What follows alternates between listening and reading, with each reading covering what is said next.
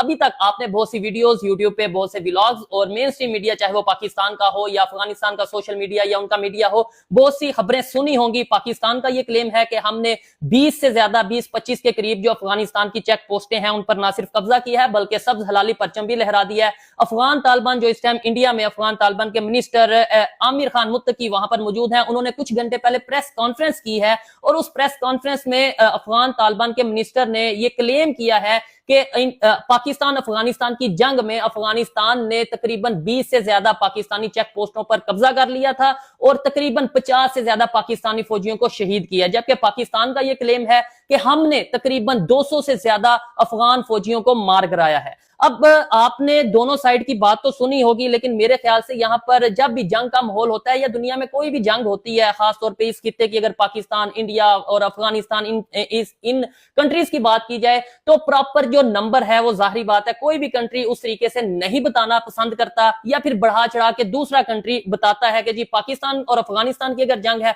तो अफगानिस्तान डेफिनेटली कहेगा कि हमने 200, हमने 300 पाकिस्तानी फौजियों को शहीद कर दिया, या पाकिस्तान की तरफ से कहा जाएगा कि हमने भी 200, 300, 400 अफगान फौजियों को शहीद कर दिया। आज टेक्नोलॉजी का दौर है, आज मेरे ख्याल से नाइट विजुअल्स, बहुत सी ऐसी टेक्नोलॉजी आ चुकी है कि अगर कहीं पे भी किसी की लाश गिरती है या कोई अगर किसी की जान जाती है तो नाइट विजुअल्स की मदद से हम प्रॉपर काउंट कर सकते हैं कि कितने लोगों की जानें गई हैं। तो ये तो आने वाले टाइम में पता चलेगा और चीजें क्लियर होंगी। बहुत सी कंट्रीज की इंटेलिजेंस रिपोर्ट्स जब सामने आएंगी तो पता चलेगा किसका क्या नुकसान हुआ, पाकिस्तान का कितना नुकसान हुआ, अफगानिस्तान का कितना नुकसान हुआ। लेकिन as a Pakistani, as a human being, मैं अपनी एक राय देना चाहूं